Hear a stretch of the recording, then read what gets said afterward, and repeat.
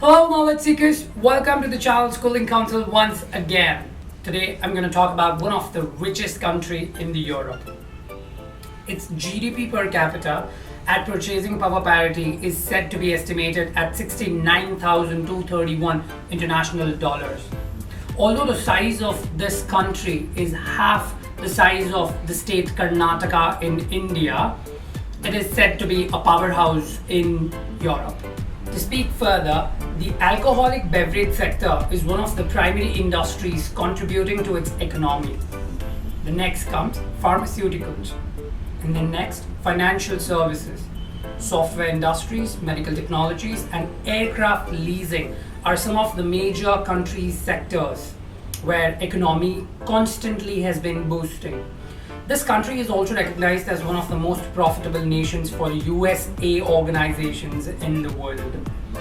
This magnificent country has a global business hub for gigantic companies like Google, Facebook, Apple, HP, LinkedIn, Twitter, Accenture, Dropbox, IBM, Amazon, eBay, Uber, Pfizer, and Tesco. All this information proves just one thing, and that is Ireland has incredible employment opportunities.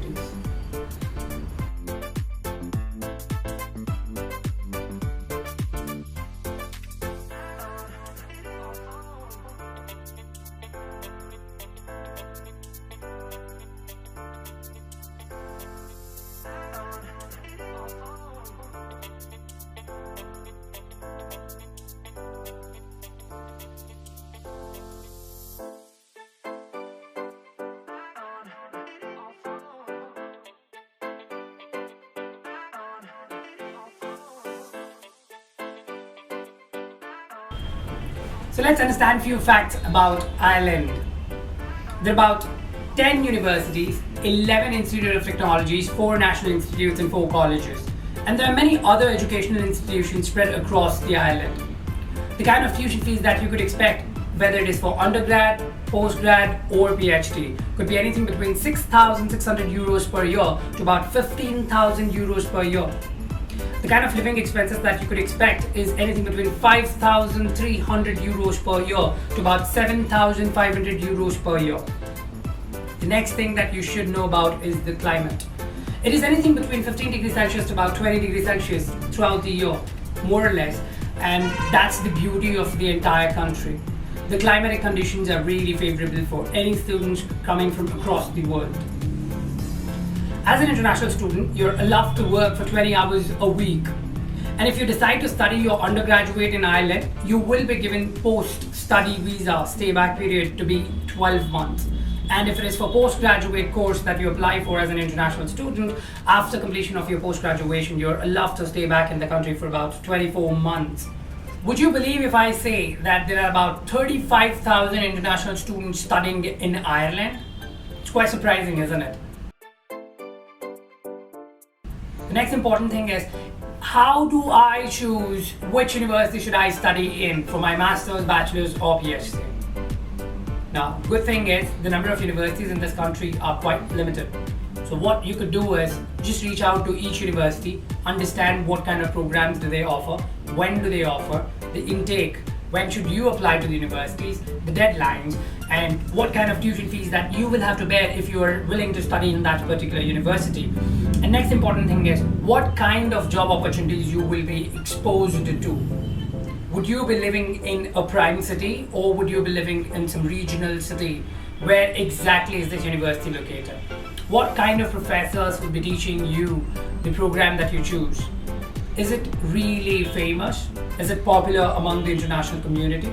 And how many international students are choosing that same program as you are willing to choose? Now, you will be overwhelmed by the kind of universities' efforts that they put in to recruit students like you. There are several educational fairs that are going year-long from these universities to recruit you as international students throughout the world. Universities have been apparently aggressive in terms of finding right kind of students for them. Now, the question is, are you an ideal match to the university, or is that university an ideal match for you? So if you know everything about the university beforehand, it makes more sense to reaching out to the university, apply to the university, and wait for the admissions. But if you have no idea about the university, and if the university comes down to you and the university finds that you are an appropriate applicant and you apply and you get the admissions and you just go to that university, even if you did not know anything about the university, it would be a really horrible situation. So ideally, you should create a timeline, set targets for the milestones at different instances throughout the year, apply to the universities which you are really interested in and not the other way around. It's also important that you keep all the documents ready before even you go ahead and apply to the universities. Once you've shortlisted the program and the university that you wish to study in, the next part is the actual easy part. To apply to the university as a non-European Union student, it's pretty simple. All you have to do is go into the university's official website, follow the method that they have presented it on the page, and just apply to the university as they would recommend you to follow the steps.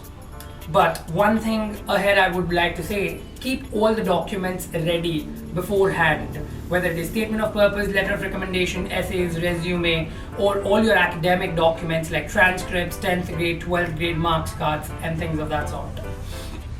Once you have all the documents ready, and then you apply to the universities. And don't be surprised, sometimes the university would have measures like webinars, spot admissions, educational fairs. So all you have to do is just carry those set of documents as per the university's requirements. Just carry it to the respective place and apply for it. And you would be surprised that you would be given a spot admission into the university. Good thing is, after you have done, if you have received the admissions, well and good. If you have not, and if you had applied the former method of going to the official website and applying it all by yourself, then after applications, you have to wait for the university to respond to your applications.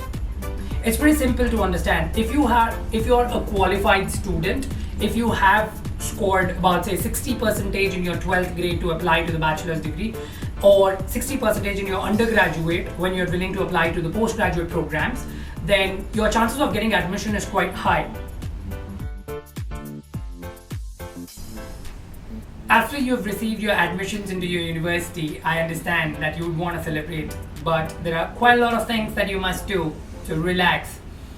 First thing first, arrange finances. There are two kinds of finances that you may have to arrange. First, long-term, and second, one-time cost that you may have to incur.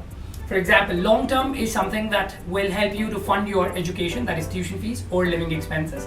On the other hand, there are one-time costs, like firstly, visa application, second, travel insurance or medical insurance, third, post baggage to and from Ireland, fourth, registration with police, fifth, deposit for accommodation, that is 1 month in advance. After this, you have to freeze your accommodation, book your flight tickets, visa slot, arrange all the documents according to the visa checklist that will be displayed on the official embassy's website. Once your visa is approved, congratulations! I understand that you want to celebrate, so do it. Go, enjoy, have fun, roam around, talk to people, get to know more about the country that you're heading towards. And what are the things that you must do? Immediately intimate the accommodation officer about your arrival plans. The next thing is buy forex and dialing cards, that after landing there, if you have to make an emergency calls, then you don't have to go and run around and seek somebody else's help to contact to someone else, correct? And next important thing is pack your bags. Pack your bags wisely. Do not stuff unnecessary things into your backpacks and later regret that why did you carry all those things when you could find such things in the city that you would be living in. After landing into the country, there are a few things that you must do. For example, first thing, you'll have to register yourself at GNIB. Second, you'll have to enroll yourself at the university physically and make sure that you attend orientation and induction. And only then you would get to know about the professors who will be teaching your subjects or the course, and you would get to know how many other students are from the different parts of the world who would be attending along with you, and you would get to know more about the university, the campus, and things of that sort. Next thing, if you would want it, you will have to open a bank account, although it is not mandatory, but if you would open it, it will be ideal. Suppose you wish to do part-time jobs and you get funds in account, where would you dispose that amount? So it's ideal that you open a bank account if you were to. Now, if you are willing to get a full-time job after completion of your master's or bachelor's or PhD, be aware that it is not going to be as green as it would look from the other side of the world, because quite a lot of international students have often told that the kind of pay scale as international students that you can expect is not really handsome. So do not get disappointed later. If your objective is to earn huge amount of money, then maybe Ireland is not the right place that you should be going to. However, if you're okay to be paid according to what your standards are or your living expenses or your basic skill sets are, then you don't have to really worry about it. Also, you must be aware that the taxes in Ireland is quite high. If you are from India, you wouldn't know anything much about the taxes, how it works here in the country, but there'll be huge tax that will be deducted from your salary in the name of the developed country and the kind of services that the government would be offering you, even though you are as an international student or an immigrant settled in the country. Well, if you have any other question, please make sure that you write it in the comment section.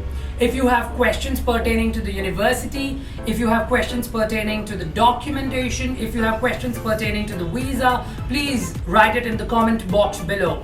And if you have any other questions as to any other country and you would want to request us to make other countries' videos, then please comment again.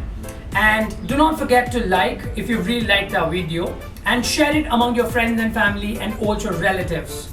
And if you haven't subscribed to our channel yet, please make sure that you subscribe to the channel right now. And don't forget to hit the bell icon so that you will be notified about the further videos that we would be posting it all on all our social videos.